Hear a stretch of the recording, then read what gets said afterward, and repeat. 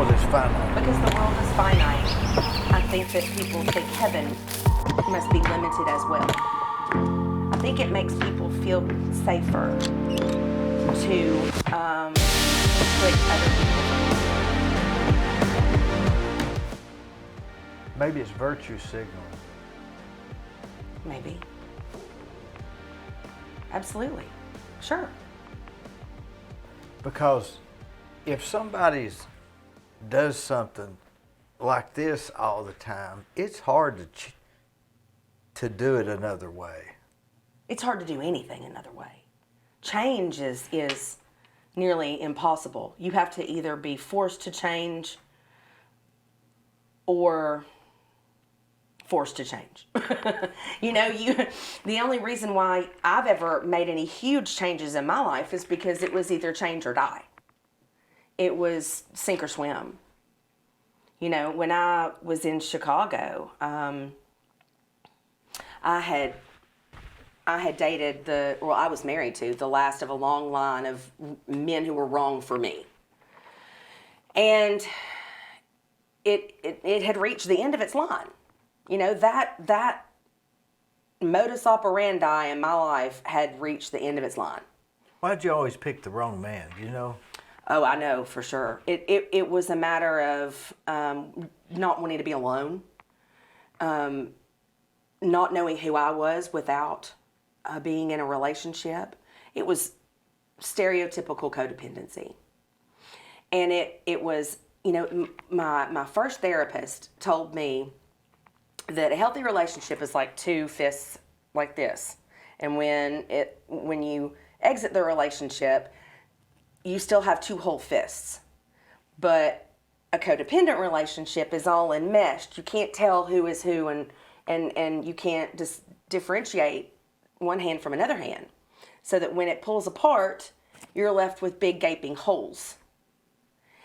And so it takes a lot of work to become whole.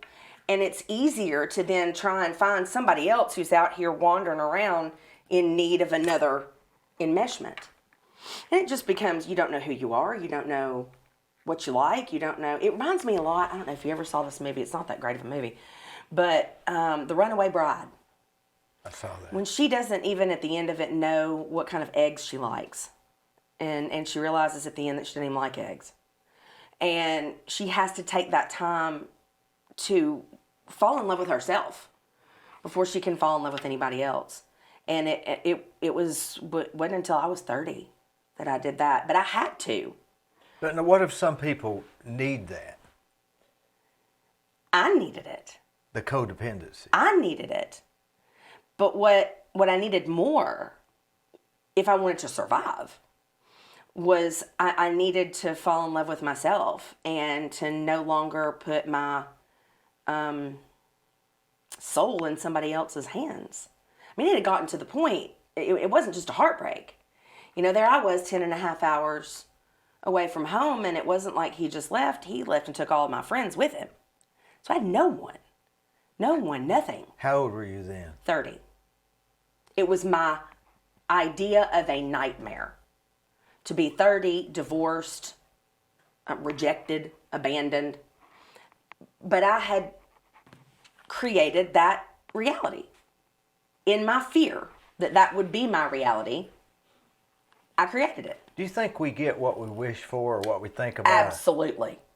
I am a huge proponent of the law of attraction. I think what you send out, you bring back. If you've ever seen the movie, it's called What the Bleep Do We Know? And it's all about quantum physics and the ability of the human being to create and change their reality. It is part documentary, it's part drama, and it's part cartoon. And it shows chemically and physically how when you say things to yourself like, I'm so fat, I'm so fat, I'm so fat, I'm so fat. There are chemicals in your brain that go to places in your body that create that reality. I think you absolutely get what you send out. So if we can create our own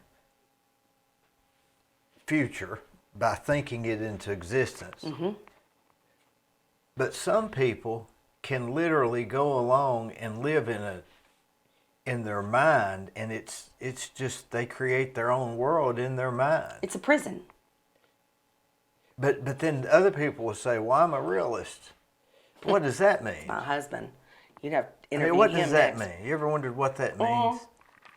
I think it depends on the person that's saying it, but in my experience, most of the people that claim to be a realist, that's code for I'm too afraid to say what it is I want. That's what I think. I'm too afraid to risk wanting anything. So I'm going to just claim to be a realist when in fact you're just a pessimist. That's what I think. I agree. Narcissistic people, a lot of times. Yeah, now I feel bad that I've mentioned my husband. Well, I think some people mean they're a realist because I don't know exactly, but I don't think they mean it in the way that I think they're saying it. Yeah, I some agree. people. It may be that they just think, well, if it's black or white, everything's black or white. Sure. And I much prefer all of the different colors in between and the rainbow of things in between. Sure, sometimes the world is black, and sure, sometimes it's white. And there are things in the world that are black or white. This is a table that's black or white. See, that's what they think they're doing. It's the real Right. But They want to put that out for everything. You know, something is a sin or it's not. Something's good or it isn't. If you do this, you're going to get that. If you know, I think it goes back to fear. I think that there are two, maybe more, but two principles or two objectives, intentions that guide every human. And one is love and one is fear. And everything negative, I think, comes back to fear. And everything positive, I think, goes to love. that goes back to the Tony Robbins guy, that motivational Sure. speaker. He says that we do things for either pain or pleasure. Mm-hmm. And so if you can add more, if you can see more pain or more pleasure, then that's the one you'll go to, whichever one you can train your mind to. And whatever you think you deserve. But what you think you're allowed to want or allowed to have. Most people walk through their lives thinking, I'm not good enough. I'm not good enough. I can't do that. I'm not good enough. And if they don't take that blindfold off and realize that that's the same recording in everybody's brain. I'm not good enough. I'm not good enough. I can't do this. I'll never. If you'll just drop that and know that, especially, it amazes me that the most religious or those who claim to be the biggest Christians are the ones with the smallest amount of faith. I've noticed that too. Why is that? Fear. Fear. That's the only thing I can think of is fear. You know, in directing, I spend 100% of the time boiling down a character's intentions and communicating that to an actor. And it always comes down to fear or love. Now, when you tell that to an actor, for someone to be, I'm Dee, and if you're a director, right, and you're wanting me to play this other character, Mm-hmm.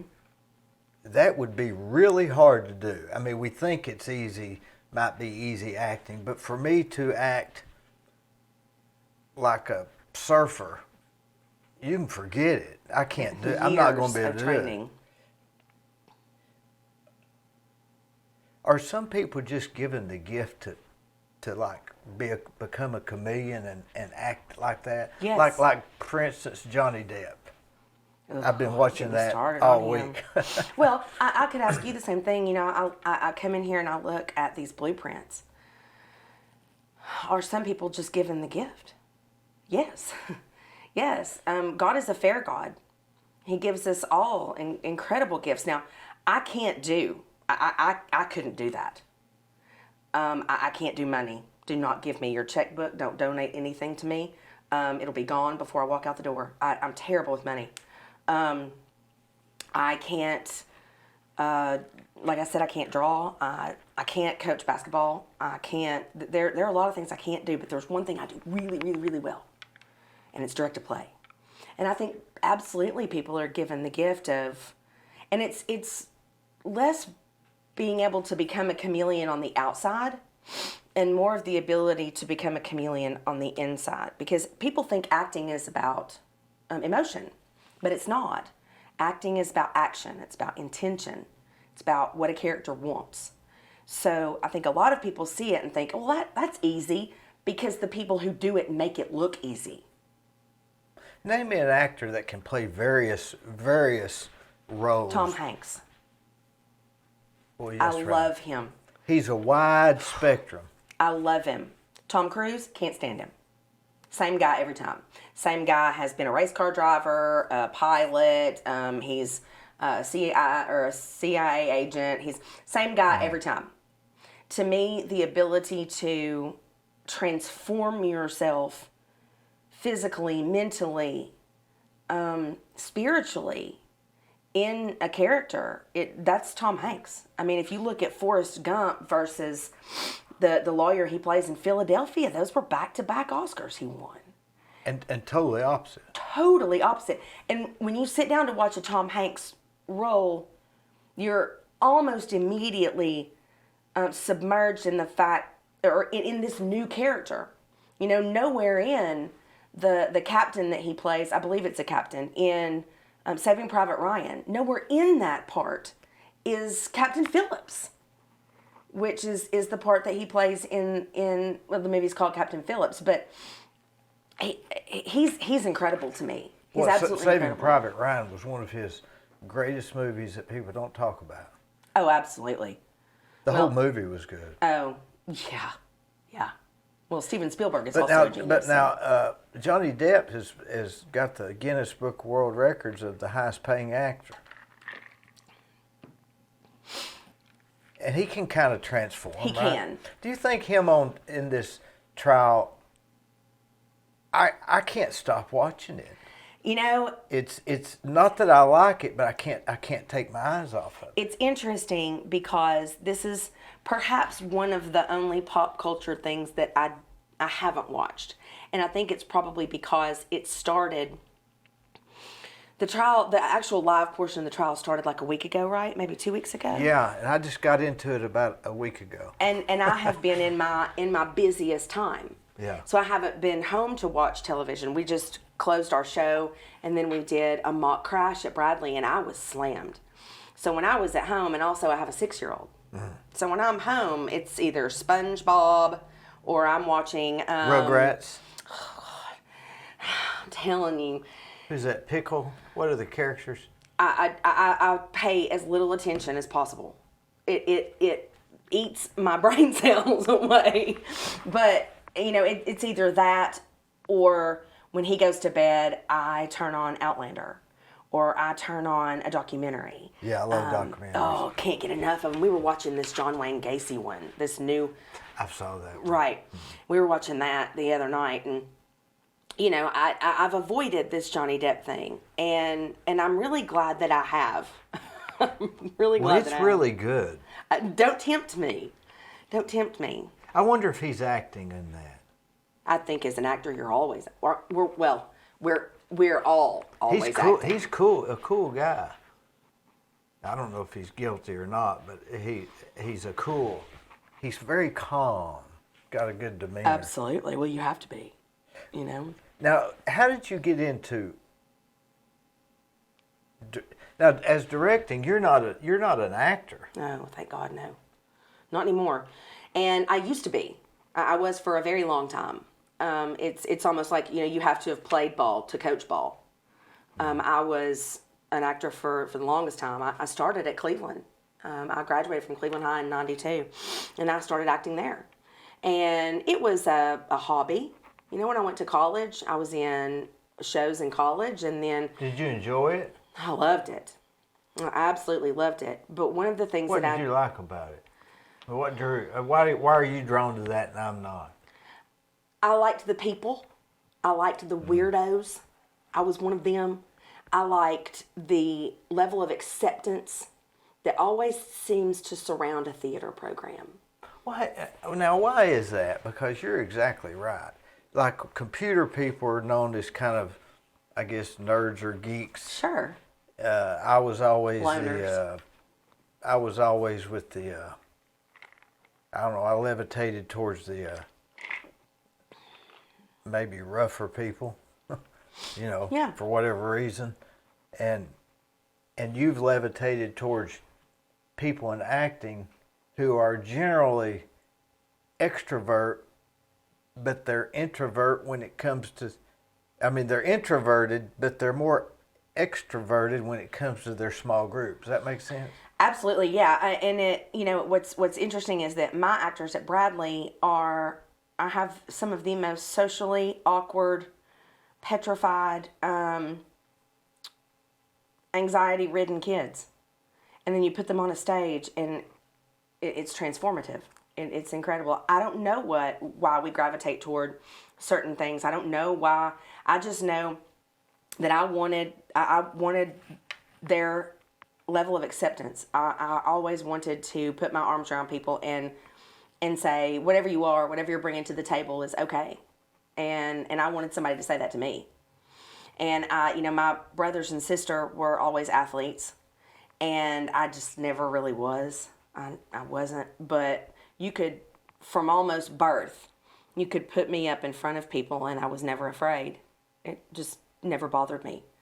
And so I acted at Cleveland and then went on to college, and I remember walking across the stage. I went to the same school my brother Alan did, and I remember graduating and thinking, oh, I've majored in the wrong thing. What did you major in? Sociology, which at the time I didn't realize how closely related to drama that is, and ultimately to teaching drama.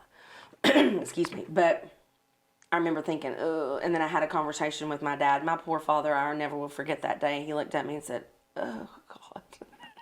He just paid for this 4-year private school, and I'm saying, I need to go back. And he said, okay.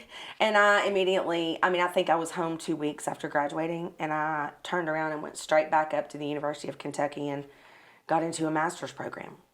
And in sociology? No, in theater. Oh. Because I went to him and said, I've majored in the wrong thing. And he said, oh, God. It's a great time to realize that. But here's the thing is that at 21, and you may have known what you wanted to do at 21. I did not. It took me a long time to figure out what I wanted to do, and then ultimately to refine it to what I should do. I knew at 21 it was somewhere in theater, that it was somewhere around that. I didn't know exactly what. And so that's what my first master's degree was for. I acted and I wrote and I went into arts administration, and I took that 2.5 years to figure out exactly what I wanted to do in theater. And very, very quickly, it was obvious to me that I had a gift in directing. I could look at a play and know exactly how the lines were supposed to be said, what the staging should be, what music should be underneath a scene, what the intentions of the characters were. And furthermore, I knew how to communicate that to actors. It was, the minute it happened, I'll never forget it. The minute it happened, it was like God opened up the top of my brain and went, hey. And that's still what it feels like now. That's absolutely still what it feels like. To become a director? To be in the process of directing. Oh. To be in the theater. If my kids, which it's hard to get them to shut up sometimes, but if they'll give me a minute and they'll stop talking and stop asking so many questions all the time, then I can hear. I just, the ideas just come. Now you're known as 2 things. Just 2? That's okay. You're known as the 4th Smith. Mm-hmm. And the liberal, most outspoken, flaming liberal. Yes. Why do they call it flaming? I don't know. Maybe because it's kind of like running naked on fire through. It sure feels that way here sometimes. What was it like being the 4th Smith? Wonderful. You got Alan, and Kent, hard. and Yes. Leslie, right? Mm-hmm. And they all grew up in a pack. before me. You know, they are 13, 11, and 7 years older than me. So by the time I came along, you know, Kent and Alan were almost in high school. And, you know, I felt a lot like I was constantly trying to catch up. And I would hear these stories about when they were young, and the funny stories about, but then when it got time for me to really kind of hit my formative years and grow up, they were all gone. So for all intents and purposes, I was an only child. Do you think that parents raise the first child with real caution and the second child is a little less cautious, and the third and fourth one they'll let eat dirt? Sure. Yeah. Absolutely. I only have one, so I can't speak from personal experience. But, you know, I have lots of nieces and nephews, and so I've kind of watched my brothers and sister go through that process. Yeah. So when Jacob was born, I wasn't that paranoid mother. Yeah. I also had him at 41.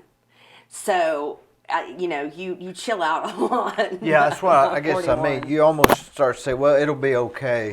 I've Yeah. seen this phase. Yeah, rub some dirt on it. Yeah. Maybe I. Yeah. So, but I think that, and this is not by any stretch of the imagination a criticism of my parents.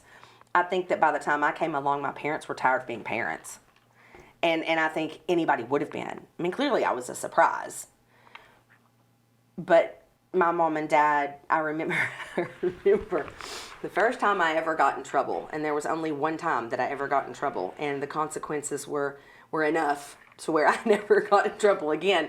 But I remember my dad looking at me and saying, "I'm not going through this again." And I looked at him and said, "But this is my first time." And he said, "I don't care. I'm not going through this again." And so that stuck with me. So I didn't make him go through it again. But you left Cleveland at what? How old? 17. To go to college? I did, yes. And In Chattanooga? no, in Kentucky? In Danville, Kentucky. And it was 4 hours away. And I liked the fact that it was small, but I liked the fact that it was far away. I knew from a young age that my beliefs didn't fit into the mold down here. I knew that I needed to go somewhere else. And at the time, I didn't think that I would ever come back, because I just thought maybe this wasn't the right place permanently for me. But when I did eventually come back, I remember my uncle, who's also a liberal, and he lives in Iowa. But he said, "I want you, before you take this job at Bradley," he said, I want you to make sure that your beliefs, that you know that you are strong enough in your beliefs that they will remain intact. That you will not give an inch. That you will grow in your beliefs and you will listen, but don't you can't go down there and let the light get stomped out of you." And I said, "Okay." And both of my parents said, "I think this is a bad idea." So you moved to Chicago? I did. I went from Cleveland to Danville to Lexington to Bloomington, Illinois to Chicago to Louisville for 6 months. I took a job there, and then within like 4 months, we were down in Longboat Key where my family vacations, and my brother at the time was the coach at Bradley, and said, "Hey, I want to talk to you." And he said, are you about ready to come home?" And I said, no. And he said, "Well, let me tell you." And they had just gotten the money to build the new Fine Arts Center. And the board had said, in order for us to give this money, we want you to hire a theater teacher. That was my understanding of it. And Kent said, I've mentioned your name. And, you know, opportunity comes most often when you don't think you're ready for it, but you get ready quick, because there wasn't ever going to be another chance like that. Very unlikely. Highly unlikely. And we also found out at the same time that my father's prostate cancer had metastasized. And he had had a prostatectomy 2 years prior, I want to say. Maybe 4 years prior. But his PSA levels had started to rise again. And we knew what that meant. We knew it wasn't imminent, but we did know that that meant that there was cancer floating in his body, and eventually it would attach to something. And it was the exact same week that we found that out, that this job opportunity, and there was just a lot of God going. And also at the time, you know, when I was living in Chicago, I was the program director for a nonprofit called the Shanti Foundation for Peace. And we would go into some of the worst schools in Chicago and take art into schools in order to create and foster collaboration and nonviolence. We would take the artistic process into these classrooms. Now, I felt like that I was taking a chisel to, you know, a tiny little rock hammer to a crater. There was no way I was ever going to make a difference in some of these neighborhoods. But I had learned through that I really wanted to direct kids, that I wanted to have a position at one school, where I was on staff at one school, so that I could get to know, you know, a group of kids and stay with them. What's the point? The point of? Teaching kids theater. The number one point to me is to make them feel important, seen, heard. This group that you typically say are a different group.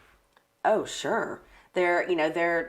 If Lady Gaga calls her fans her little monsters, these are my little monsters. You know, they're the kids that are left of center. And sometimes the popular kids, sometimes the athletes come and hop on stage with us. You know, we've had baseball players. You're just talking as a general rule. But generally, it's the kids that are left of center, the kids that don't really have another place to go. Do you think you were left of center? Oh, I was so far left of center. I was in another zip code from center. The way that I thought and the way that I saw things, just always was. And so I was always, you know, just let your freak flag fly. Whoever you are, just bring it. And those are the kids that make the best plays. You know, those are the kids that get in there and design lights like nobody's business. And those are the kids that become the chameleons on stage. And those are the kids, and not all of them do. You know, we have, you know, a group of kids that just kind of likes to just hang out around us. That's fine too. You know, there always seems to be something that they can do though. You know, they can work backstage, or they can be in the company of a musical, or they can, not everybody's a lead. What do y'all have, like six? You have 6 periods. They still do periods? No, we have block schedule. Uh-huh. And thank goodness that we do. We have 4. We have 4 class periods. And my rehearsals now start at 2 o'clock, which is so wonderful, because back when I started, our rehearsals wouldn't start until 4. And I pushed my kids like I push professional actors, and still do. So we have 3-hour rehearsals. Monday, Tuesday, Wednesday, Thursday, we rehearse 3 hours, and then on Saturday and Sunday we come in for 3. Is rehearsing the play you're getting ready to do? Mm-hmm. Yeah. Why do they call it plays versus a movie? It's because a play is live on stage. It's changing. There are no cuts. You can't say, hey, stop that, go back, take that out. You can't flub a line. There are no timeouts. There's no halftime. In a film, you can have a bad day of shooting and come back and shoot that same scene, and it's brilliant. Or do the CGI thing. Sure. Edit it. Edit something out. Edit a tattoo out. Edit a cup out. Edit anything out. Live theater, from the second the curtain goes up, from the second the lights go up, you're on your own. John Malkovich He's incredible. He's one of my favorites. Oh, yeah, me too. And what a nut, right? Mm-hmm. You talk about a nut. He's a nut. Well, I think 2 things about kind of actors and being nutty is that, one, they're kind of allowed to be. You know, it seems to be forgiven. Accepted. There. Yes, that you know, the more eclectic you are, that must mean the more talented you are, which I don't find that that's always the case. But I think also Hollywood and the amount of money that exists and the amount of praise for such a tiny thing skews somebody's perspective. So I think that you're allowed to be a little bit more loony than you are maybe in the real world. And then also I think it kind of takes somebody who's a little off to transform themselves into different characters every day.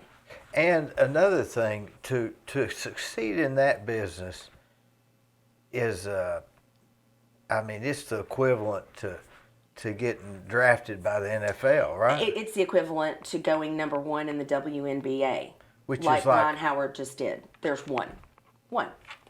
So if you want to do theater, you got to want to do all of theater. You've got to want to because you're probably going to land somewhere else. Yes, you will. Your job's a lot like mine. I'm not a carpenter, but I'm a contractor.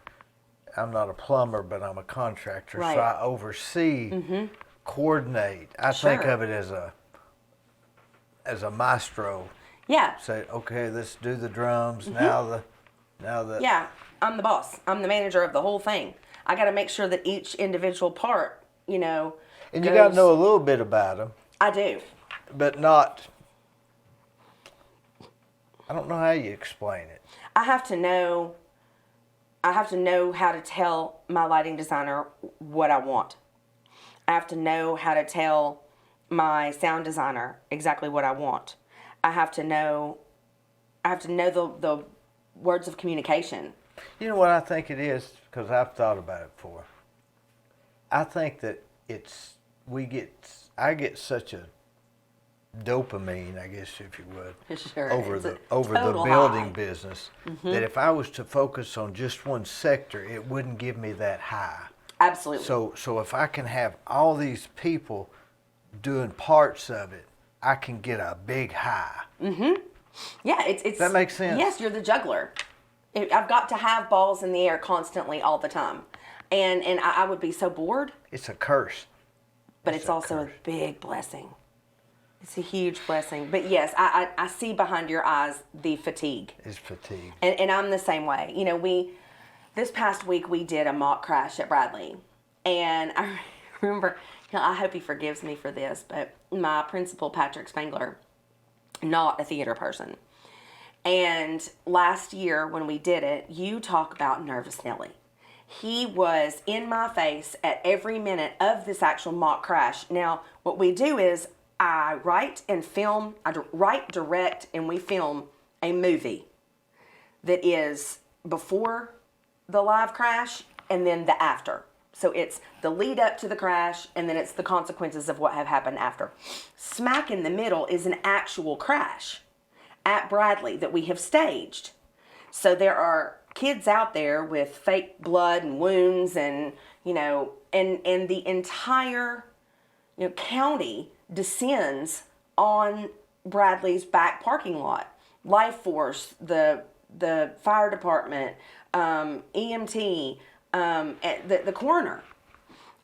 We had Stosh and Mario from he's a drug dog, and we had Joker was there on scene this time, and all of these moving parts. I've got two groups of kids in two different theaters watching part one.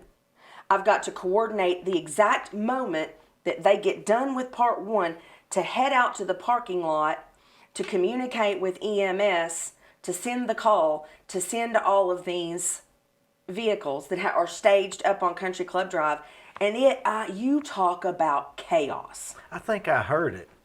I'm sure you did. So it's, it's crazy. It's helicopter. And last year, from 10 minutes before, Patrick's, do you have this under control? Do you have this under control? What about this? Have you done this? Have you done this? And finally I said, go over and stand over there. I bet he did. You're not a theater person. And this time, I called him the night before, and now granted, I'm not a principal, and he's incredible. There's nobody I'd rather work for. But I called him the night before, and I said, I have one favor. And he said, I promise I won't do what I did last year. Well, it's so much in his nature to worry. because he's the boss of all Yeah. of he's the boss of me. Yeah. And all these moving parts. And so, of course, he couldn't help it. I could see him out of the corner of my eye as all these, emergency vehicles are descending and life force starts to fly over. Well, we had life force landing on our practice field. Well, I'm sure that that we've recently gotten a multi-million-dollar actual turf field. Yeah, I heard that, yeah. And he's standing next to me. I can feel him. And he says, where are they going?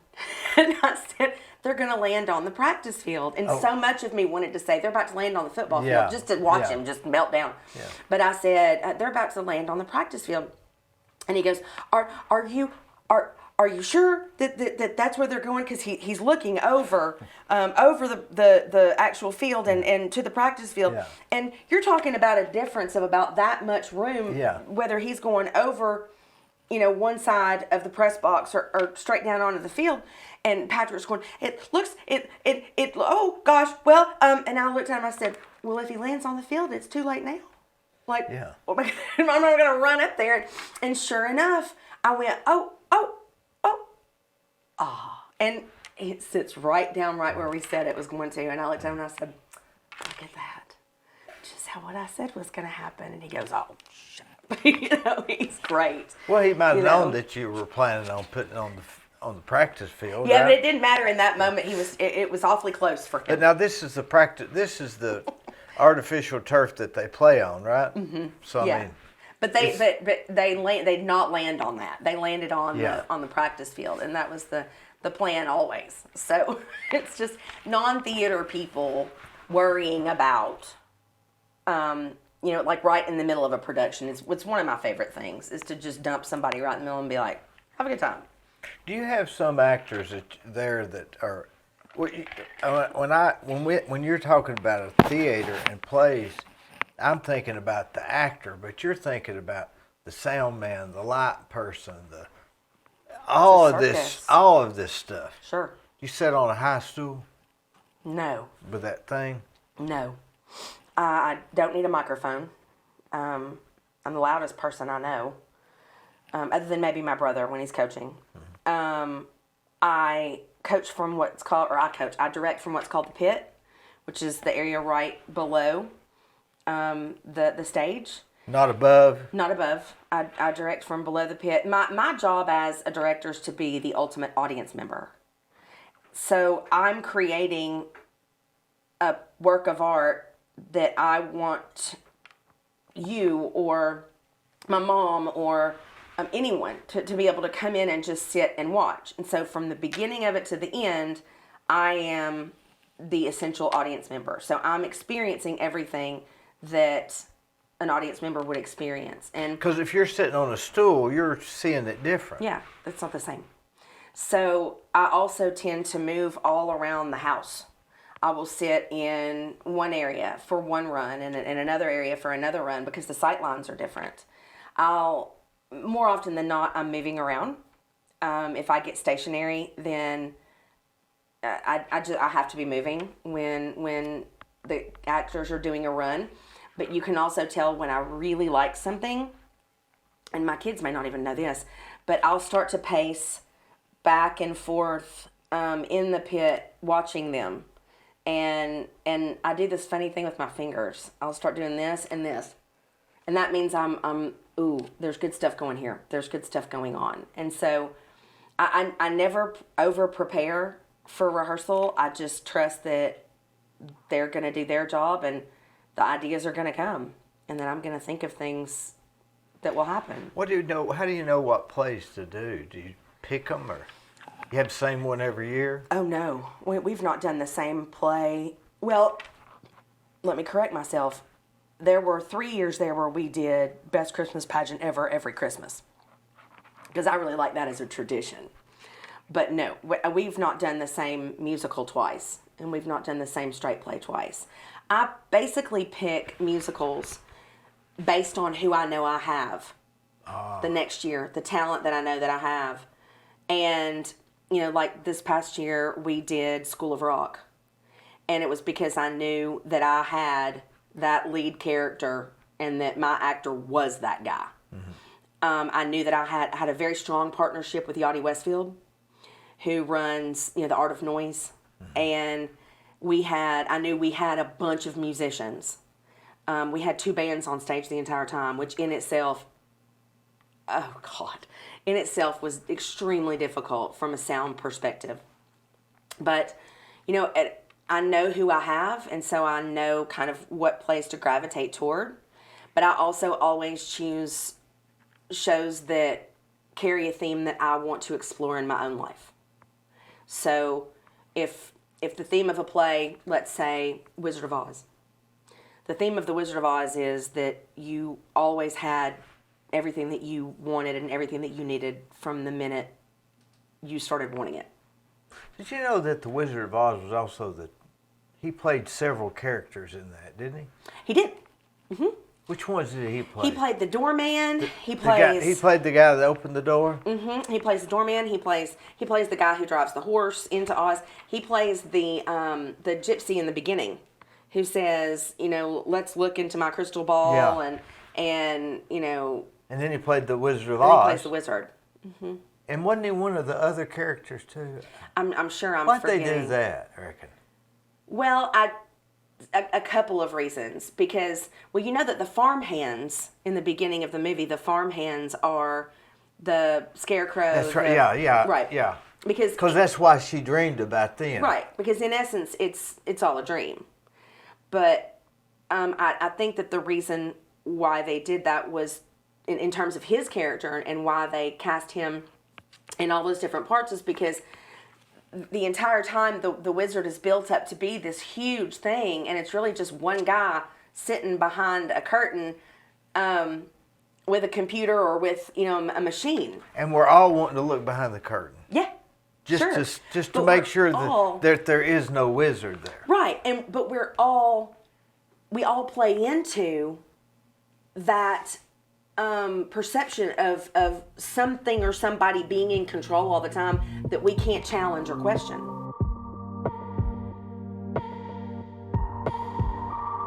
Let me tell you about Capstar Bank. They're located in Nashville, Hendersonville, Gallatin, Athens, Madisonville, Sweetwater, Etowah, and in Cleveland at 950 25th Street and 3855 North Ocoee Street. I've used them. I like them. Give them a try. They're no problem.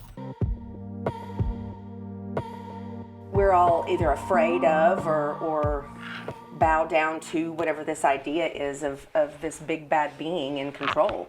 If you remember the image of the wizard, once it actually starts going, it's this fire and this big scary head in the sky. It's almost the godlike, this big Do you face. think that's what they were trying to portray?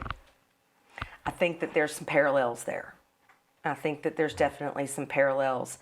I think that, the fact that it's an Emerald City, that there's a golden path that goes to it. Yellow Brick Road. That there's a big gate in front of it that you have to get past. And then once you get in there, And it's complicated. Nobody knows really what you have to do to get in. Yeah, and nobody can get an appointment with the guy.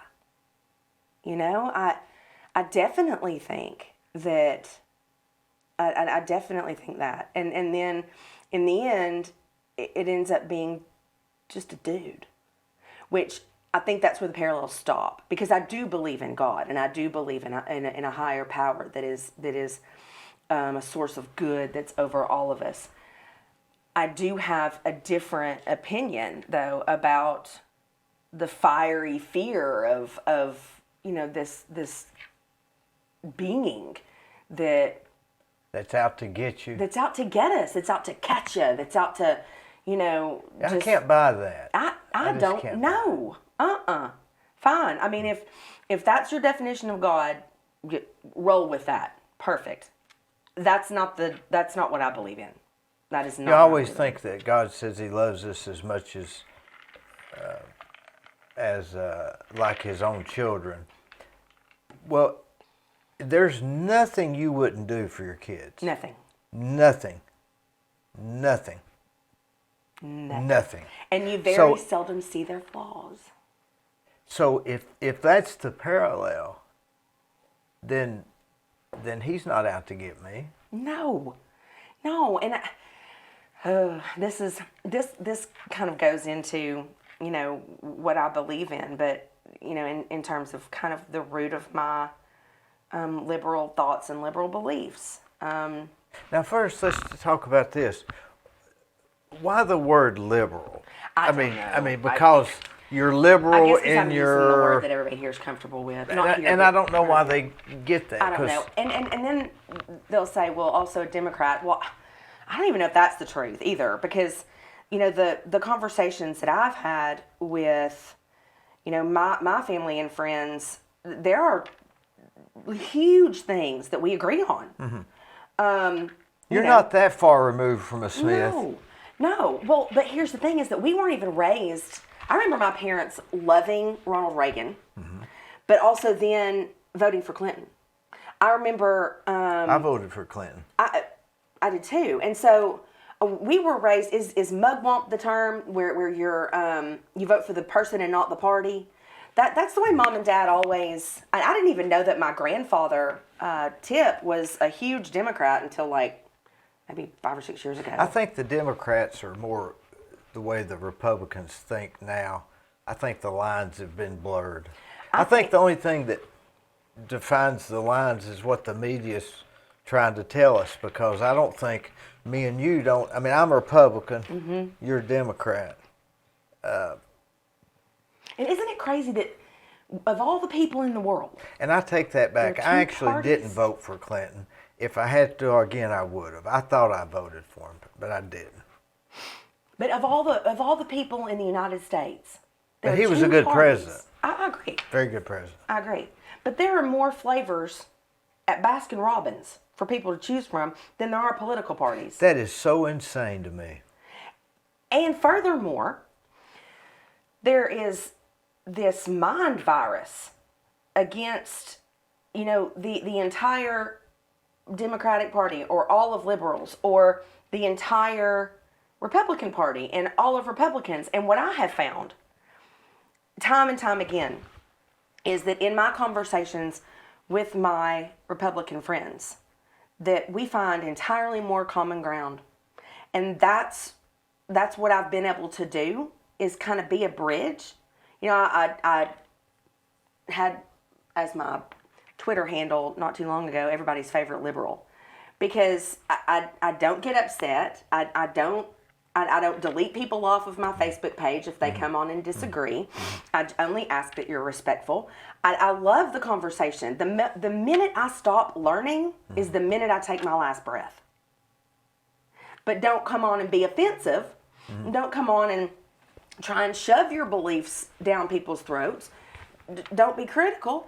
But please do come on and let's have a conversation. Because can we say 1776? Yeah, we can. Yeah, of course.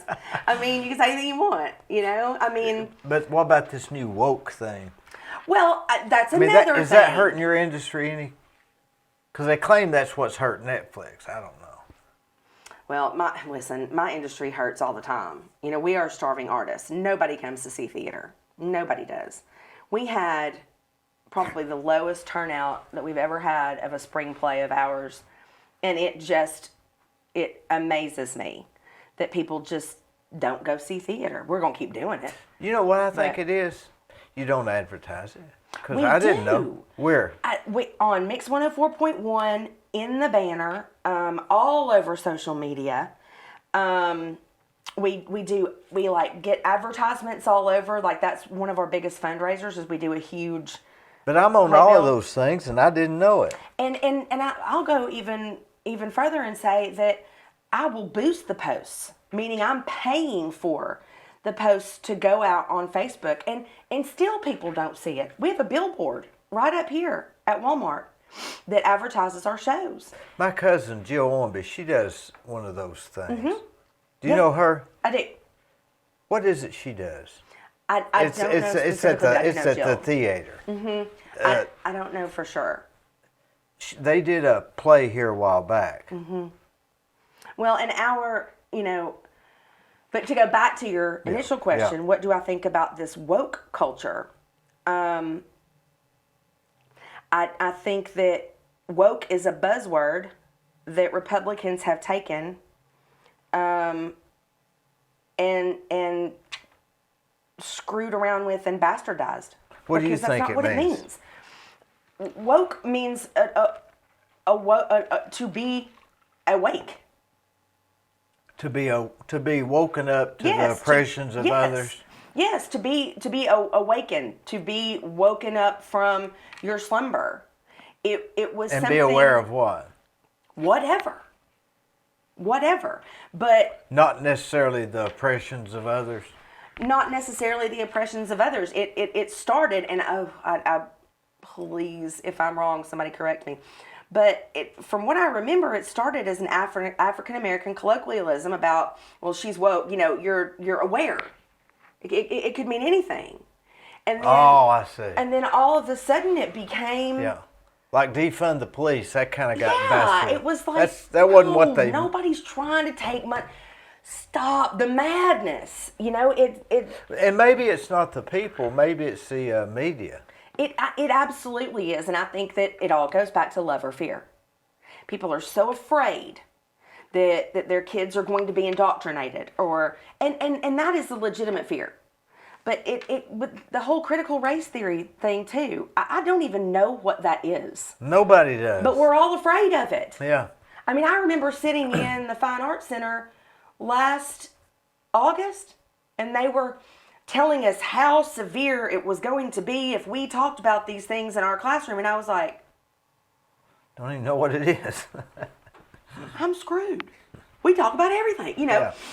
Do I stand in front of my kids and say that I think that they should believe a certain way? No. No. Absolutely not. Do we have open discussions about things? Yeah. Do I respect all opinions? Absolutely. What I don't respect, though, is that the fear has taken certain buzzwords or certain things that were actually, to me, good concepts and turned them into malicious, kinds of things. I mean, this whole this fear of transgender kids, it's kind of like you'll go through your entire high school career and never have a conversation about this. But now, because the entire media and everybody's focused on it, oh my God, what? Stop. Just stop the madness. Don't give it air. Yeah, exactly. Just don't even bring it up. Just focus on how we are similar. Focus on how we are the same. Or maybe just don't even worry about it. Neither way. Well, that's kind of, I'm Just all ignore about it. not worrying, La vie boheme, the bohemian life. But see, I get away with that. Yeah. I'm the youngest, I'm the black sheep, I'm the kooky theater director, I get to be a liberal, I get to walk around with flowers in my hair. I get away with a lot. I bet you don't think much different than I do. I'm certain that we don't. I'm certain. And I'll go even one step further to say that even my beliefs have affected members of my family. People think that because I believe a certain way, that my brother-in-law, who is running for a political position, must think the same way. Nobody thinks that. Well, you'd be He surprised. No. You'd be surprised. It's been insinuated. And the arguments that we have had, or rather, the respectful debates and conversations that we have been insightful and enlightening. Alan doesn't tell anybody who he's going to vote for ever. Mm-hmm. Leslie would rather talk about dirt than talk about politics. Kent gets all riled up about anything. So you can get Kent, you can start in on Kent. Well, did you see this? If Kent picks up the Johnny Depp trial, then it'll be all over. And I love it. Who's more like your father? Alan. Who's more like your mother? Me. That was quick. Me. My sister? Don't tell my sister that. My sister is probably more like my mom in that they both make everything beautiful. My sister is sunshine. She was real smart in school. I watched your interview with her. Yeah, she really was. And she does not believe that she was. She went through life thinking she was stupid. She was in the higher classes, and she denies it. She really wasn't. She was. Okay. Or either I was in the remedial classes. Maybe she was in the normal classes, and I was in the remedial classes. Maybe. But I guess I would have to say, I answered that very quickly and said me. And I think it's probably because my mom and I are both very, very spirited, very, very free thinkers. But my sister and my mom have almost the identical personality, and they make everything beautiful. My sister is sunshine. I'm not as nice as she is. Never will be. Do you think that people's birthday affects their personality, like a zodiac signs? When's your birthday? June 17th. Which makes you It makes me a Gemini. So Geminis have two personalities, right? Right, they're the twins. And I'm not that big a hippie. I think that you can probably find a similarity in anybody's personality and any zodiac sign. But now I'm not a hippie either, but I really believe that your star sign will affect your personality. I see it all the time. You're probably also a closet Democrat. I don't think so. But yeah, I think that there's merit in all of the theories. Who knows what the theory is? Is this just like Alice in Wonderland? Yes. All the different theories? Yes, and I'm the Mad Hatter. Everybody's got a different take on everything. And Sure. we're trying to dissect it and figure it out. Our personalities, we want to look behind the curtain and see if there's a wizard behind there, or discredit it one, go on to the next thing. Well, it makes us feel better.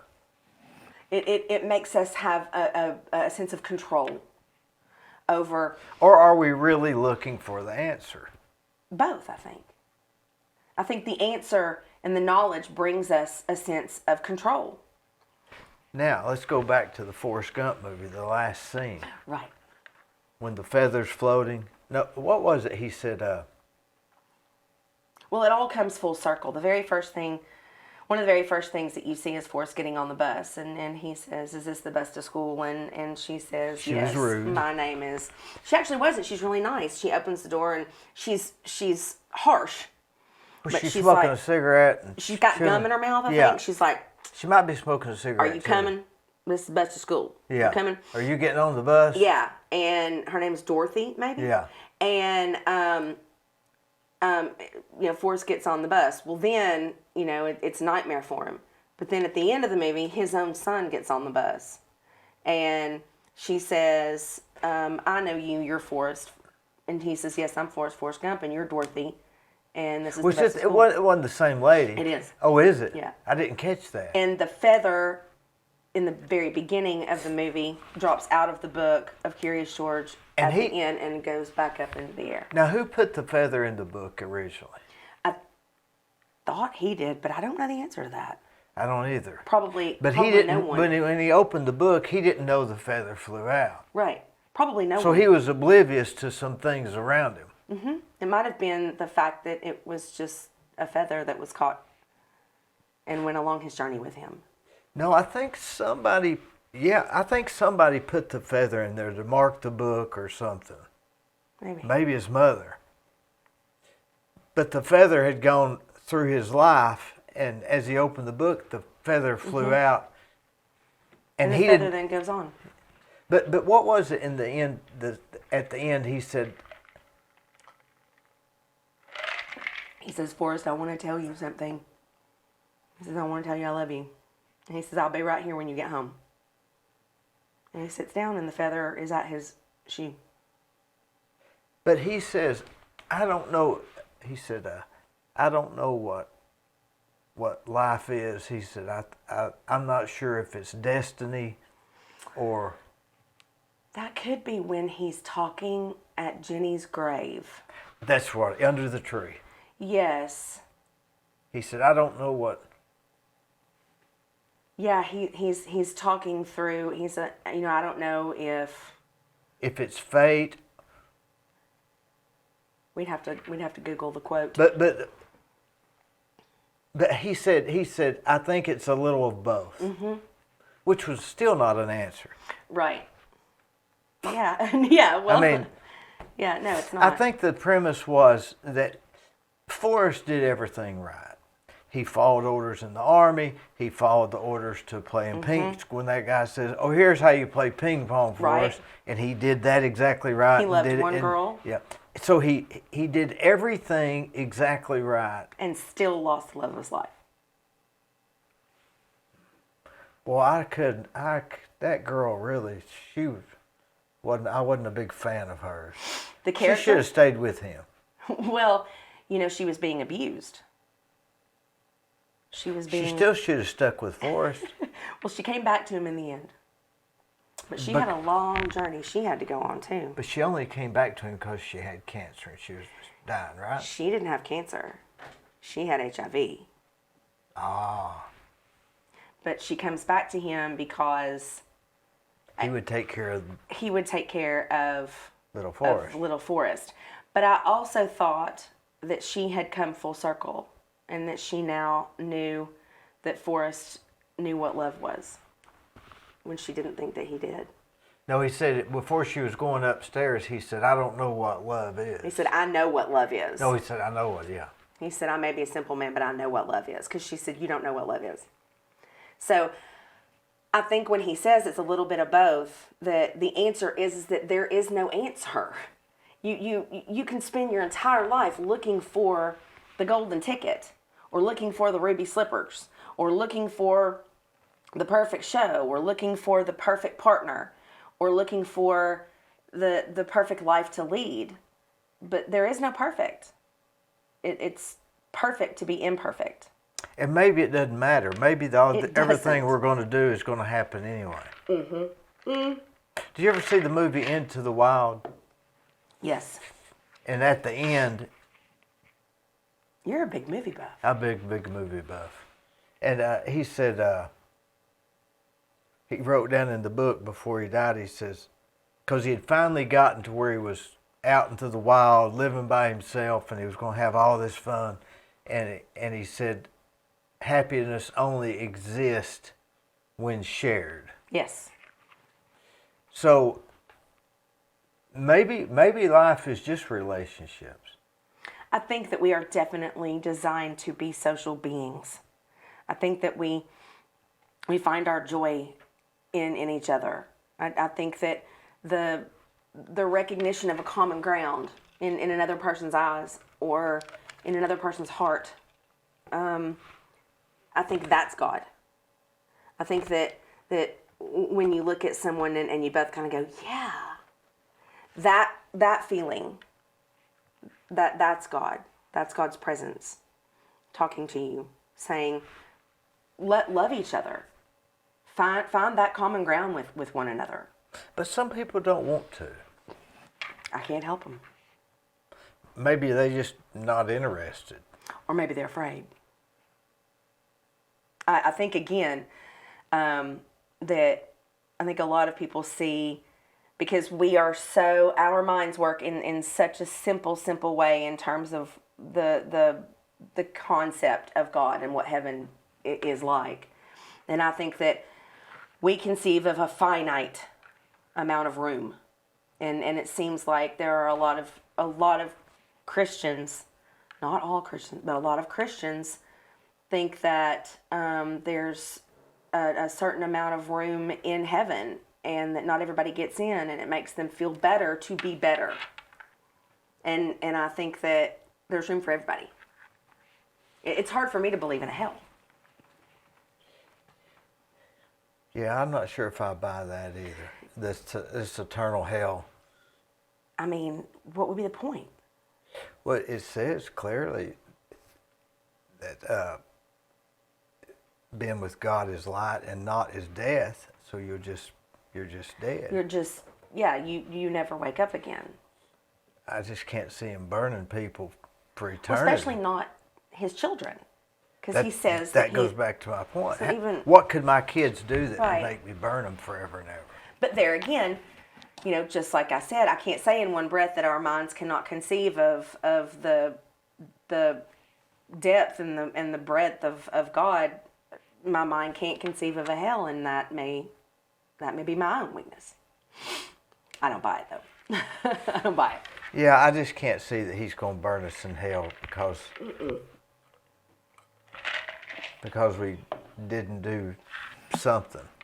Right, or because somebody could never kind of get to the point where they believed every single thing that they were supposed to believe. It just seems like a lot of so many people are so much different. I mean, that's why they have green and blue and red. Some people just don't like the same things. And it's hard to make rules for everybody because everybody's just so much different. And we were all created in His image. That's why they have different tribes. The Indians, they always stayed with their tribe. But we have to be a member. I remember Raymond, we talked about when you came in, Raymond that used to cut my hair, he said that he always wanted to move to the back of the cave, but he couldn't. He had to be a member of the tribe for survival, even though he didn't want to. Yeah.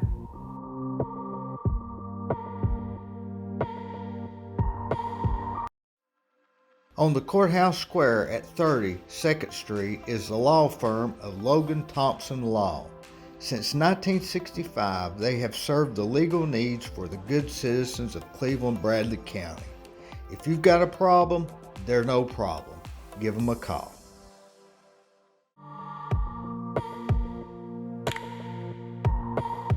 Did you ever see that movie? I keep going back to movies, but Mind Walk? I've not seen that one. Yeah, it's the whole premise is a philosopher, a poet, and I can't remember the third one. But they walk on the beach. Might be an astronomer, but they walk on the beach, and the whole thing is they're comparing the different trains of thoughts. The philosopher. I need to watch it. It's really That good, sounds like something and that would really it's one of the one star's in it, a young star. I think it was like I can't remember, but he's a big star now. But anyway, they just walk on the beach, and they're comparing the different thoughts. Yeah, But we can't sit here and come up with all the different theories that are out there about. And we surely can't sit here and say that they're right or wrong. Well, there's 720,000 different religions. Absolutely. Yeah. And who am I to stand here and say my way is the one perfect, only way? I've always wondered. We say, well, they need to read the Bible, but we don't read theirs. Sure. Absolutely. I mean, why shouldn't we say? They say, well, you read our Bible and we'll read yours. The Gita and the Quran, and then the Bible, and then that's only 3. Yeah. Fear. What about these other things? Yeah, it's fear. It's fear that what would happen if your mind was opened or broadened and you realized that you thought a different way. Well, what if you read it? How would you know it was right? But the only thing is that I know from my own personal experience that there is a God. I do too. And I've been dealing with the right one because I've got my own personal, and I can't give it to you, and I can't give it to this, but I'd still have a lot of questions. Absolutely. I do as well, and I that's what the joy to me is. It's a journey. It's not a religion, it's a journey. It's a relationship. It's something that you're constantly working on, something that you constantly seek out and explore. And yeah, I don't think that there's any one box that fits everybody. Do you think people that do in the arts, that's not just theater, that's musicians, singers, writers, painters, sculptors, architects. Yeah. Of course, an architect's more on a technical level and how much water and how much wind will hit it and all this other stuff. They're not really into. These look awfully pretty to me. But when I look around here, I get anxiety. It must be kind of like when I look around and I see, you know, half made sets and costumes laying in piles and it's like, God, at some point all this is going to come together, but until it does, I mean, I'm going to, you know, my brother and I both grind our teeth. At night or when? All the time. All the time. Or your teeth aren't cut down though. They are. I have to have a lot of dental work this summer because, this is exactly what I want I to do. don't think so. Look at my teeth. Yeah, don't look that way. I have. Because I used to grind my teeth at night. It's I not stress. I got these rubber things I put in there. That Yeah, way I it's can all just the grind time, all I want. Yeah, it's all the time though. It's all the time. My oldest son does too. Yeah. Why is that? Stress. But I'm not stressed. I am. That's when I'm grinding. And then I think it becomes habit. You know, it's something that you habitually do when you're thinking. You know, it's, oh wait, I'm grinding my teeth. So, but I know. Are for me, you it's organized stress. in your lifestyle? No. My car's a wreck. My desk is a wreck. Yeah, no, I'm a mess. Do you have any organization in your? Because you can't get to where you're at and not have a certain level. I have an organization in my vision. I have an organization in my process in terms of directing. I have an organization in the way that my classes lay out and how I teach my theater arts 1 classes. I have an organization in like when I start a project, you know, I'm constantly making notes, you know, different places. Like on what? Pieces of paper. I have 1,000 different notebooks. They notebooks or sticky notes? Notebooks. And Three ring binder or? just like a spiral notebook. I just need a piece of paper. Now, when I write, I'm extremely organized in my writing. I will lay out in my first paragraph exactly what I'm going to say and then set about saying it. But I tend to organize things in my head, but no, my desk is a wreck, my car's a wreck, my purse is a wreck. Everything's a wreck. Sometimes it'll be really clean. Like, I'll have my mom come and spend the night. My mom comes and spends the night. She came out last night, and she comes out. She came out the night before, or last weekend. And I always love it when Mom comes out because it means I have to clean the house. Do you live in Polk County? I do. Whereabouts? We live right almost to 411 on Ladd Springs, or off of Ladd Springs. There's a little road called Road Circle. Davis Kerbo Road? Past that. Past that. Almost to 411. Oh. And There there's used like to be a restaurant, bar there called the Blue Goose. I don't know anything about that. Yeah. But yeah, we live like on Ladd Springs, or our road is right off of Ladd Springs. It's like, you know, there's that marathon there at the end. Mm-hmm. That's where that used to be. Okay, we live, the road that runs right there is Ladd Springs. Yeah. And we are back toward Bradley County, maybe a mile. Is that close to the A-frame house? You know where I'm talking about? There's an A-frame house there? Yes, we are past that. We're past that, but before the marathon. And we have 30-something chickens. Right now we have chickens. 18. Yeah, you brought me some eggs. I appreciate that. We have 22 chickens inside right now. I'm going to have breakfast Wait for until you supper taste tonight. them. They're so good. They free range. And I also have started breeding rabbits. Those little suckers will scratch you though. And I call it Queen Acres. How many acres are there? This is an acre and a half. You can do a lot with an acre and a half if you plan it and think about it. Yes. And it's pretty level out there, isn't it? Yes, and also if you use electric fencing. You have to, if you're going to have livestock of any kind, especially chickens and rabbits. We were decimated. We lost 2 of our flocks, one to dogs and one to something else.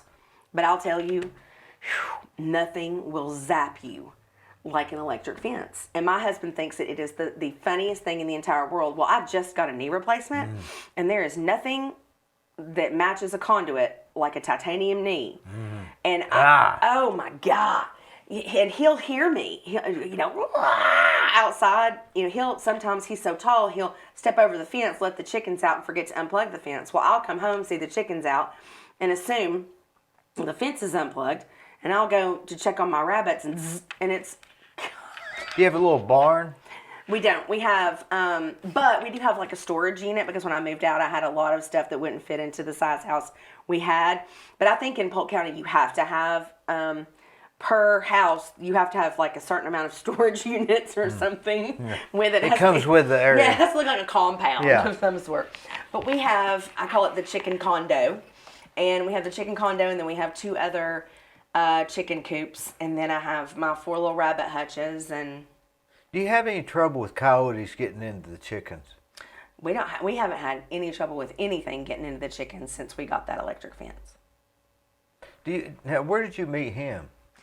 I met my husband at animal control because several years ago I was very involved in rescuing dogs and rescuing cats and stray animals. And Like the ARC or SPCAA? I was one of the first people who kind of got together to found Cleveland for a no-kill city.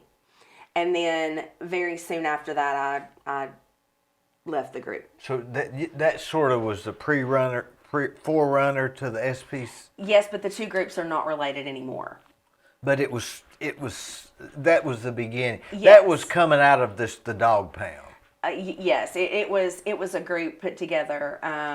Really came out of Dixie Day Spay, and a lot of passionate women who had gotten together because they were looking at how many dogs were dying on a daily basis in the pound. And I was one of the people who wanted to save the dogs, and my husband was the one that put them down. And we met. Oh, he worked at the pound. He did. I bet I know him. His name is Thomas Bell. Very tall, blonde. We're opposites. We're complete opposites. So, but that's how I met him. Well, he doesn't work there anymore? No. He now is a deputy with Bradley County Sheriff's Office, and he works specifically with the inmates that go out and do work around the community and clean and pick up and whatever. He works under Tim Mason. And so he works at Brad, and he loves that job now. I got that cat from there. Really? Yeah, I went in there, and It's a great thing to do. And there was a lady there. I forget what I was doing there. How long ago was it? Oh, 2007, maybe 6. Long time ago. And yeah, it's been a while. And so I went in there I forget what I was doing there. I think they were wanting me to renovate the building or add on or something. And this lady came in and said, I picked up this cat and we don't like it. I picked this cat up from here and we don't like it. We're bringing it back. And I said, Here, give it to me. and I was just a bystander. And he said, okay, fill out this form. And I said, well, I'll take it. So I took it and brought it back here. It's been here ever since. Well, Doesn't bother anybody. Doesn't bother anything. Doesn't ever meow. Hadn't even seen. I didn't even know there was a cat. No, and it eats that real fancy food. I got And you saved a life. yeah. Because that cat undoubtedly in 2006, 2007 would have been put down after being brought Oh, back. I'm sure. Yeah, owner surrenders went straight to the back. Now, say it again. Owner surrenders went straight to the back. You mean they just kill them immediately, or what? Almost. I think about those dogs sitting back there with all that yelling and it's awful. being scared of another dog, and I can't think about it. Can you? Well, and then they're either deemed aggressive or not, depending upon the most stressful of circumstances and the most emotional of circumstances. And they would bring whole litters of puppies in, and not have room there, so they would have to euthanize half the litter of puppies. How did they do that? It was left up to the guys. It was Like left a up to gas? No, at the time they did a shot to the heart. Like a syringe? Mm-hmm. Golly. Yeah, I don't even like to talk about it anymore. We're a brutal society, aren't we? Yes, we are. We are. You know, the unsung heroes is that veterinarian that keeps them from having offspring. Miss Taylor. That's well, at all of the vets here, but Dixie Day Spay offers a $50 spay and neuter, and that saves lives. That spay saves. and neuter your animals.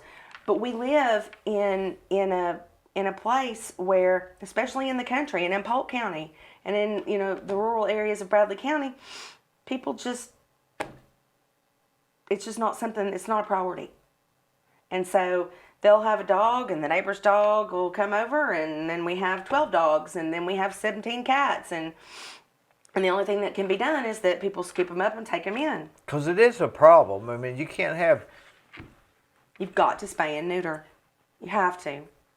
It's the only thing to do. Now, if you're breeding, hunting dogs, mm-hmm. or if you're breeding Labrador retrievers, like I also have an interest in seeing the breeds preserved, because dogs have specific purposes for what they were born and bred to do.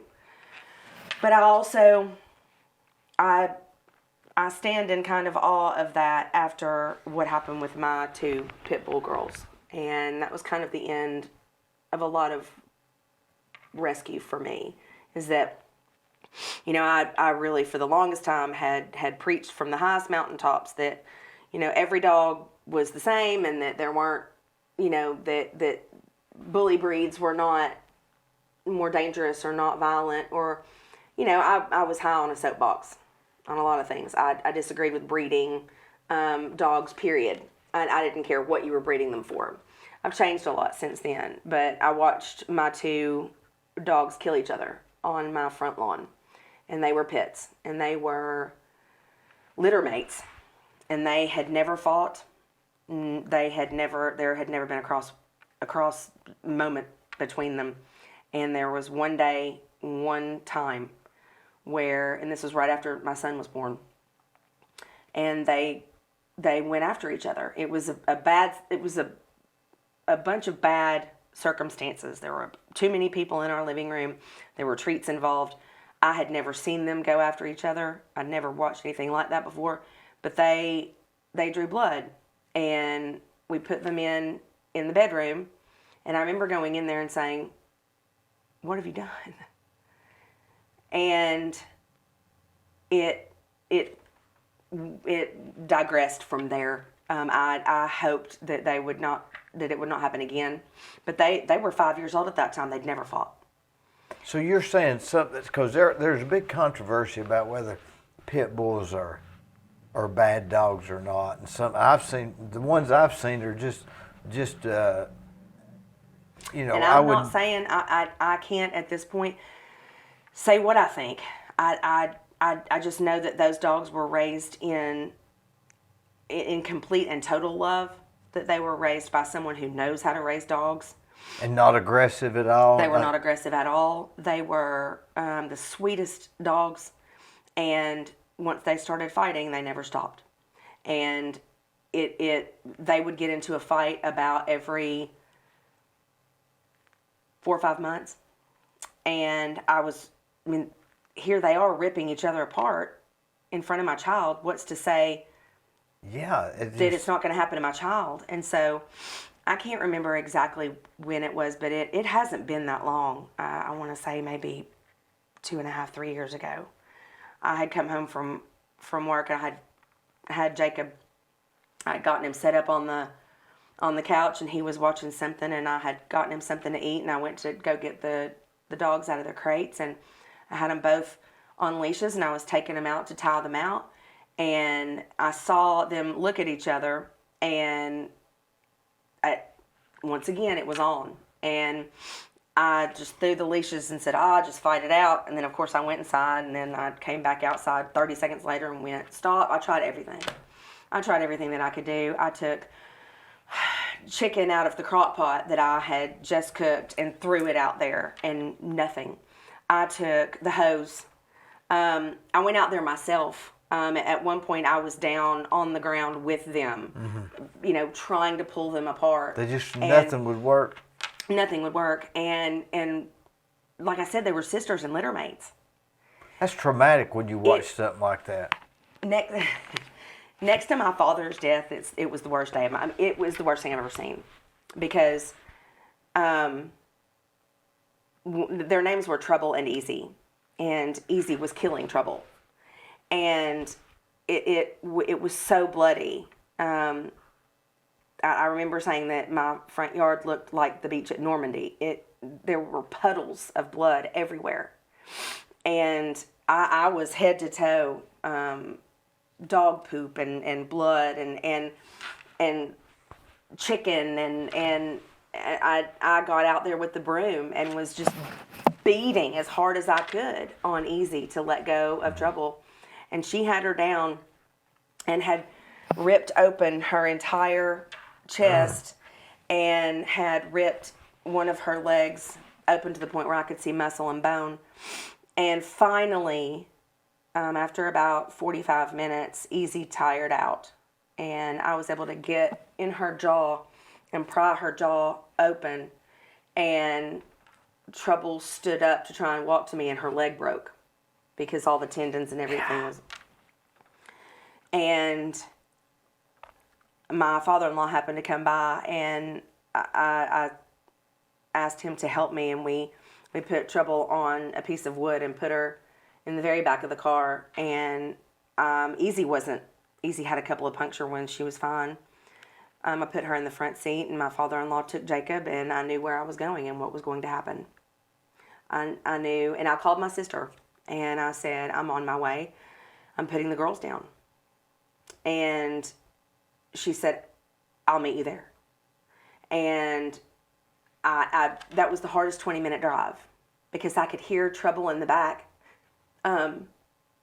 screaming every time we would hit a bump because she was in so much pain. And there sat Easy next to me, just, hi, Mom, and she was perfectly healthy.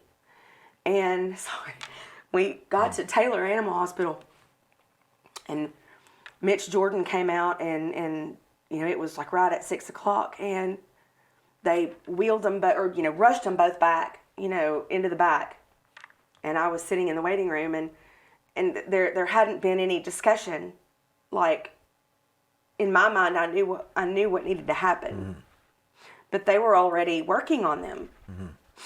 And so their vet tech came into the room and said, "Listen, you might as well go home. It's going to be a while." And I said, "No, you don't understand. Stop. We can't have this again, right? Stop." And so Mitch came in, and he said, "What?" Because he knew me as this diehard dog rescuer that was willing to do anything. And it would have taken several $1,000s to save Trouble, but that didn't matter. And Easy was perfectly fine, but that wasn't the point. The point was that these dogs had fought, and if they had done that to each other, then they would do that to my child. And I think that's the second time I became a mother. I became a mother on the day that my kid was born, and then I became a mother on the day that I chose my child over my dogs. And so I went back, and they had sedated Easy, and Trouble was on the table with tubes and all kinds of stuff running out of her, and I kissed her and told her I was sorry, and he pushed the drugs, and then Leslie, who is my angel, said, "Okay, now we need to go to Easy." And I got down on the ground, and I held her, and she even started to come back around. He said, "We have to do this. She's coming back around." And we put her down. It was awful. Horrible. And I remember I got back in the car, but I knew, when I got in that car, I knew what was going to happen. And then a week later, I got Boone. Because a house isn't a home without a dog. What about a cat? just never have liked them much. Nothing against them. Nothing against them. I'm all about a big black dog. I'm all about a big Lab, chocolate lab, or I black have lab? a black lab, and I've always wanted a black lab, and it was a big thing for me to do in terms of just go from rescuing a dog from the pound, because every dog I'd ever had come from the pound, and I would live and die by the pound. Me too, yeah. And I knew that by getting a dog from any other place, that I was in effect killing a dog, because if I had room in my home for a dog, then I could save one. But I felt like at that point I deserved it. I deserved to get what I wanted, because I had saved thousands of dogs. In this traumatic experience, I always had wanted a black lab. So I found a breeder, and my husband bought me a $400. Is it a He's a purebred? purebred papered black lab. And his name is Boone. I've got a black lab And I just named love Walker. him. But I had a chocolate lab prior to that. And I had a black lab prior to that. Yeah. I love them.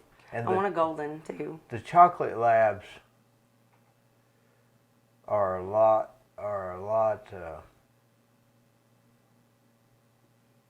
don't know, I don't want to say sweeter, because that's not a manly word. But It's okay. But the Your chocolate, virility is safe with the chocolate lab is a more loving dog than any of the black labs. Well, They're my a black little lab, different. I'm telling you, I don't know about a yellow lab. That was like the movie Old Yeller, right? Yeah. I never had a yellow lab. Mm-hmm. Yeah, Boone is just the sweetest. He's just a big dope. He's fat, but he'll follow me. I can't get up and go to the bathroom. I can't get up and go anywhere. The dog's right there, stuck to me like glue. I love him. He sleeps with me. He's right at my feet all the time. And his best friend is one of our roosters. They're not aggressive dogs at all. Is he thin? No, he's fat and chunky. Does he run out of the yard? How do you do that? I mean, he's on a tie out, but now he's taken to.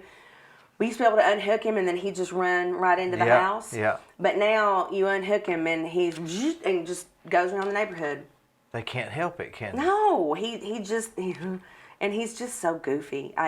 But he and this rooster play. They're all the time smiling, aren't they? Oh yes, and just wanting to lick everything and eats everything, but oh God, he's the sweetest creature.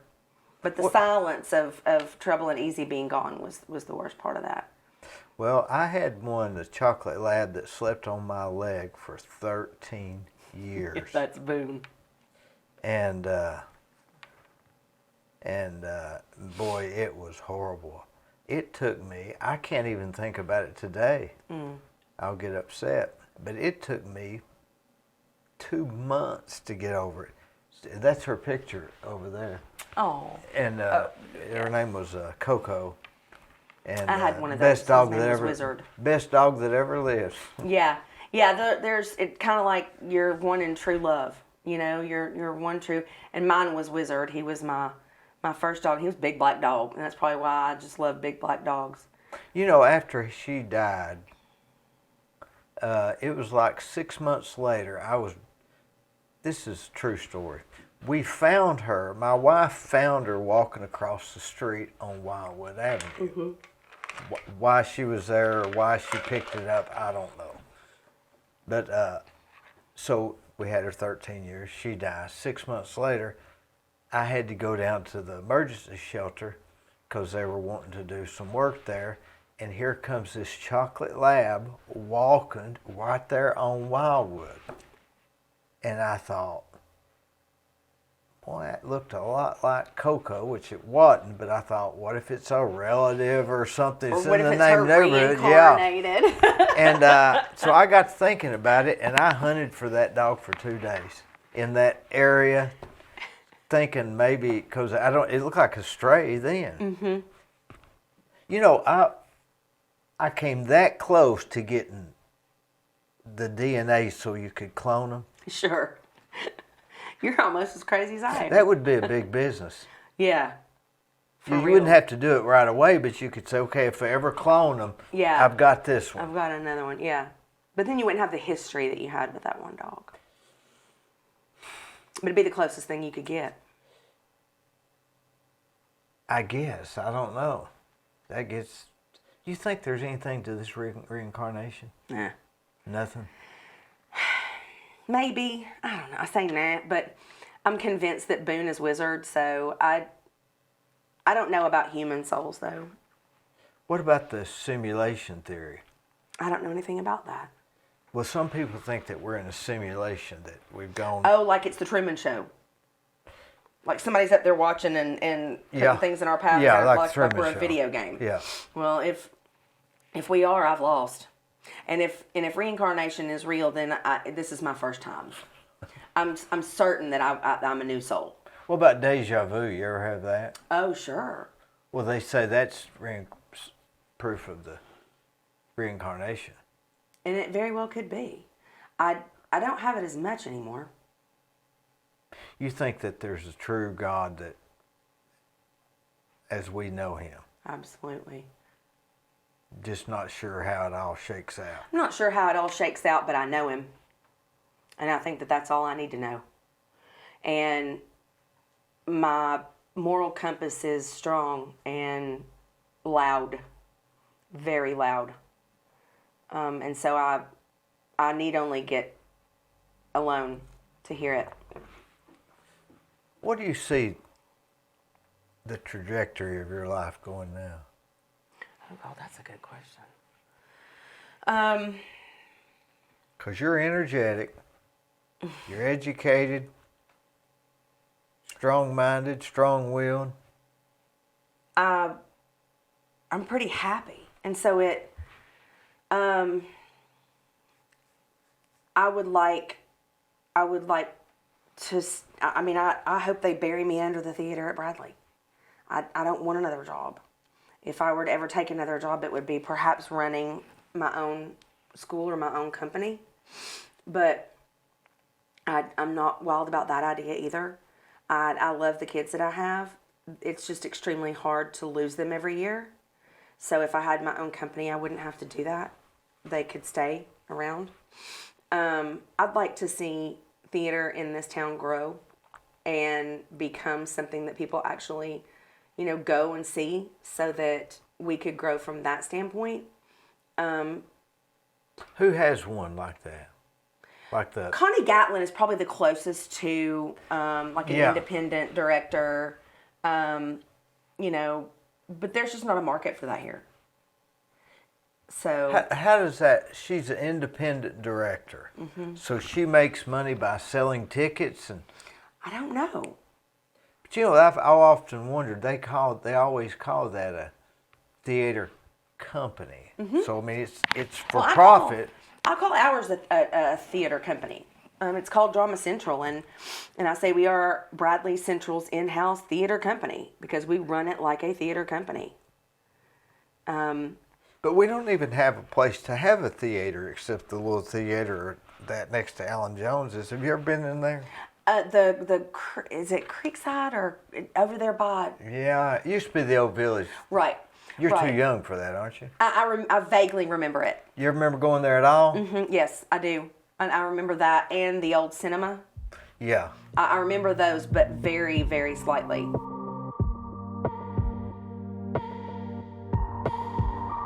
Hello, I'm Dee Burris. I want to inform you of a special election coverage we're going to have on The Discussion on May the 3rd at 6:30.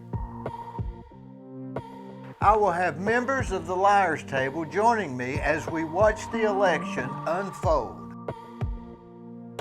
Please join us Tuesday, May the 3rd on Facebook or YouTube Live. In The Discussion, it's no problem. There's a good space next to it's right there on Inman by the Summit. It used to be a dry cleaner. Yep. That would be a great space. When I lived in Chicago, I had a dream one night, and I don't know why I was coming out of the Stampers building. But in my dream, I was coming out of the Stampers building. It was Christmas Eve. I had just directed a production of Best Christmas Pageant Ever. And I was leaving the theater with my husband and son. Not, I had neither at the time. Yeah, that's odd. Neither a husband or a son. And I was leaving with another family that had helped me direct this. Well, it was a vivid dream, wasn't it? Oh, I have very vivid dreams. But yeah, I mean, it was snowing, and it was Christmas Eve. And I don't know why I had the vision of the Stampers building. But that's kind of why I started directing Christmas pageant. Because I had had that dream in Chicago about it. Have you ever thought about writing plays? I've written plays. Have you done them? Mm-hmm. Yeah, there was a show we did. I'm so bad with numbers. I want to say it was 4 years ago. And it was a play called Cinders and Ella. And it was a takeoff of Cinderella. Cinders and Ella? Cinders and Ella, and I wrote it. And it was a musical. I don't write music, but what I did was I got online and found public domain songs. Yeah. And plugged them into certain places where we could use them in the musical. And rather than trying and reinventing the wheel in terms of coming up with my own storyline, Cinders and Ella is also, or the story Cinderella is also public domain. And so I could do anything I wanted to with it. Uh-huh. And so it's a more modern twist on Cinderella. So I really liked it. I don't know how great I am at writing different voices. Not different accents, but like different character voices. You know, because one person is going to talk a whole lot different than another, and speak differently and use different words. And you mean personalities? Yes, and you know, down to word choice. You know, because very important. Absolutely, because you know I have this huge vocabulary, but not all characters in my plays would have big vocabularies. Yeah, because if you were writing a story about a guy that was from Philadelphia, you'd have to have a whole new vernacular and everything, wouldn't you? Yep. Or British or English. Yep. And well, that's more complicated than I thought. Right. Well, in high class, low class, different backgrounds. Do you like it when a character stays his character in the show? You mean an actor stays? Or the like a. You know, like some shows. You know, like The Sopranos. You know, Tony Soprano stayed with his character. You knew what he was going to do before it happened. They didn't veer from that. Right. But some shows you always say, well, that wouldn't have been what I thought that character would have done, and they lose me then. Yes. What do you call that? Is there a term? Continuity. Continuity, yeah.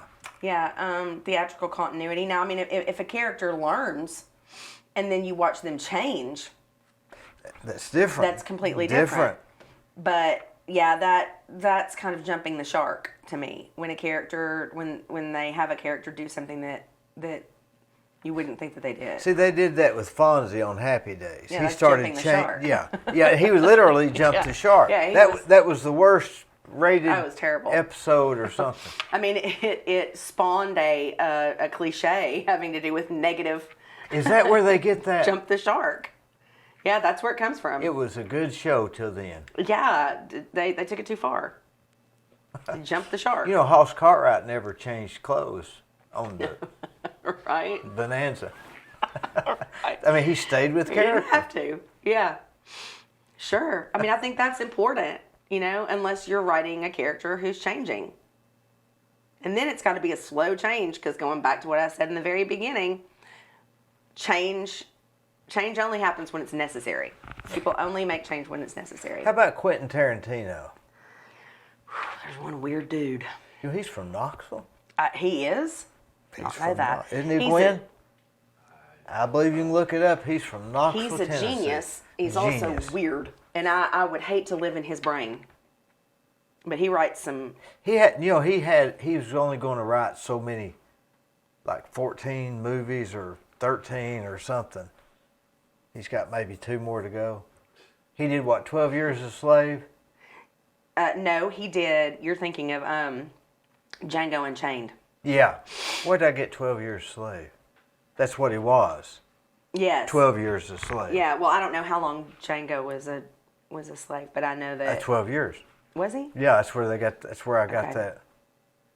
Well, there's a movie called 12 Years a Slave. Oh, is there? Maybe I'm confused. But Pulp Fiction was great. Oh, it was brilliant. Have you ever watched, are you a movie buff too? I kind of have to be. Have you watched Hitchhiker's Guide to the Galaxy? I haven't. Well, I have heard about that for years.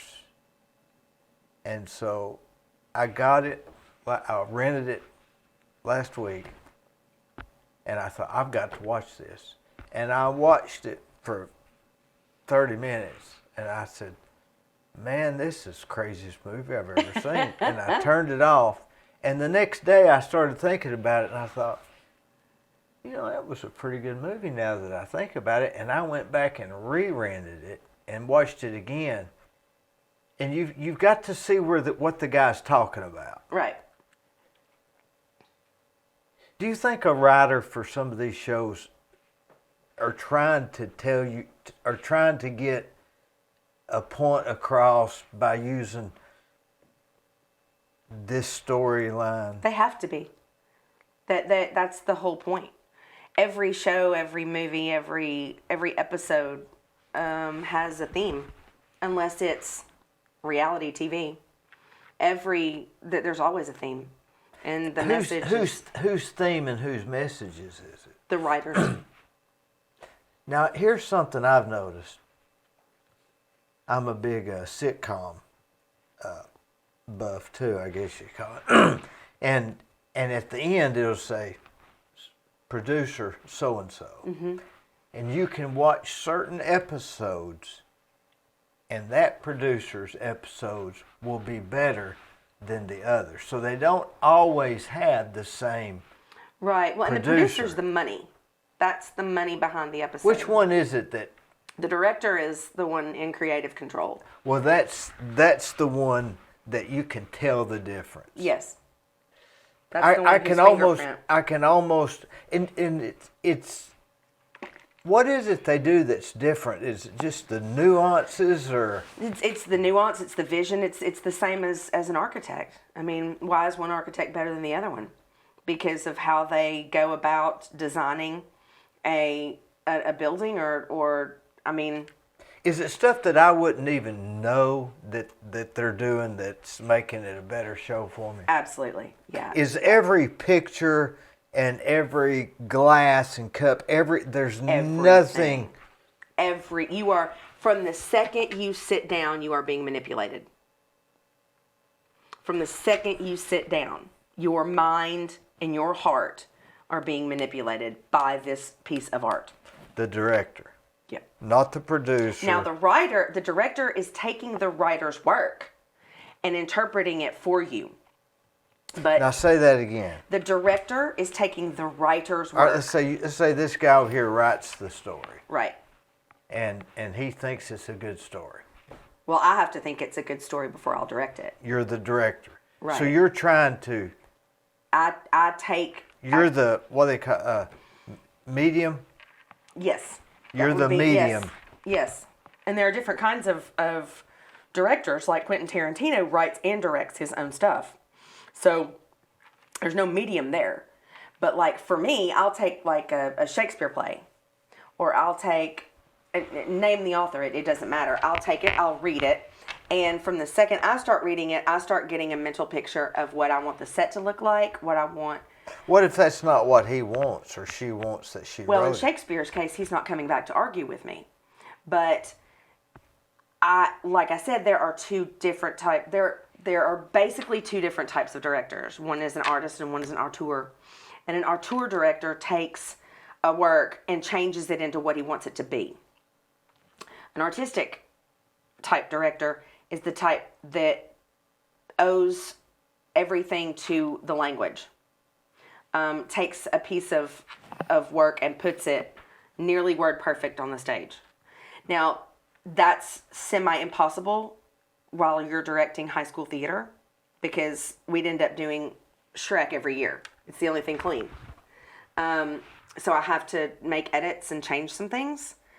But I prefer to take a piece of work and take that author's intention and create the play around that.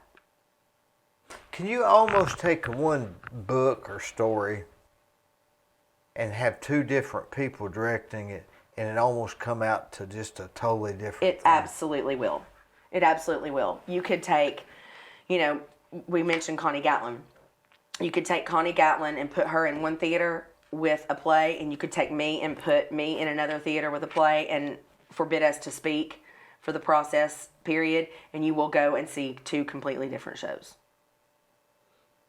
Now, you heard this new term people are using now, and I don't know if it's a new term they're saying. Well, they're watching a different show, or there's two shows playing. They're watching two movies. In other words, what they're referring to is, I watch Fox, you watch CNN. We're watching two different realities, two different shows. Yes. The same thing is happening. Yes. But me and you're watching two different shows. Well, two different mediums are bringing the information to us. Now, let's just say, okay, this Fox and CNN, let's take them out of it and take politics out of it. Is that happening all around us all the time? We're being influenced by everything around us. Yes. Trying to get it. Different directors are trying to direct our thoughts. And different people are trying to That's what I'm convince saying. us of different things. Well, they would be the director in that sense. Right, but to kind of continue the metaphor throughout life is that different people are trying to convince us of different things that are going on. Everybody we meet is sort of a part of the pinball machine that pushes us around and manipulates and affects how we think about things. Boy, that is scary when you get to really Well, delving either that into or it. really, really, really fun. And you don't know they don't even know they're doing it, maybe. Right. True. I mean, I look everything from a construction and a business view. Somebody else looks at it through a sports view. Mm-hmm. I look at it through the lens of a director of theater. But also as a mother. Now, I'm completely different. your character is evolving with the movie. Yes, and my intention has evolved. My intention is no longer all focused on Lindsey. Now my intention is focused on Jacob and my husband and Lindsey. Yeah. But It gets worse. yeah, I bet. But that's why I think my uncle said before I moved down here, he said, I want you to make sure that you are solid in your beliefs and that they won't change you. Now, is that your father's brother? My father's brother. And he lives in Grinnell, Iowa. How did their different views of the world change? Do you know? I only know that my uncle moved and became a professor up there. Staunch Democrat, very liberal. My dad was, like I said, it depended on the issue. It depended upon the election. And maybe he's just a lot of professors are liberals, aren't they? Yeah, we tend to get away with it. So, yeah, especially at a small private liberal arts college like he would. In the north, too. It's almost like if you're a professor, you're a liberal. If you're a computer guy, you're a geek. If you're a cowboy, you're a fast at the gun. Well, it kind of goes back to what you were saying, like, which came first, the chicken or the egg? Do we fall into those roles because of who we are, or do we become those roles because of what we're gifted at doing? Or somewhere along the line, did we want, is that the character we wanted to play? Sure. Did we envision this for ourselves and Yeah. then become it? Because, yeah, that's what I'm saying. Absolutely. I mean, and if somebody had have done something when my mind was more pliable, maybe I would have been a detective or a brain surgeon. Right. Right. I think this is my calling. I think this is what I was born to do. To teach or to direct? Well, my calling has a zip code. It's that specific. It's this specific job at this specific school and this specific combination of teaching and directing. Do you think the feather's out of the book like in Forrest Gump, or is the feather still in the book? For me, Yeah, because you're not even half your life expectancy. I think I am the feather. I think I am the feather. I think that I go from book to book, and from treetop to treetop, and that I make the best of every situation and circumstance. But in that analogy, I think I would be the feather.